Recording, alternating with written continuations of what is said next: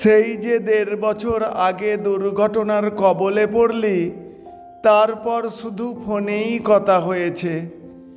কবে যে তোর সঙ্গে দেখা হবে জানি না। তুমি চিন্তা করো না বাবা, আমি অনেকটা ভালো হয়ে গেছি, এইবার দেখা হবে। আমার শরীর একদম ভালো নেই, মনে হচ্ছে দিন শেষ হয়ে আসছে।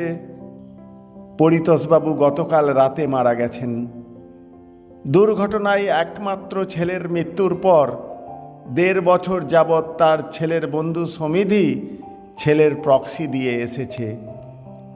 অশীতিপর মানুষটার পক্ষে এই দুঃসংবাদ মেনে নেওয়া খুব কঠিন ছিল।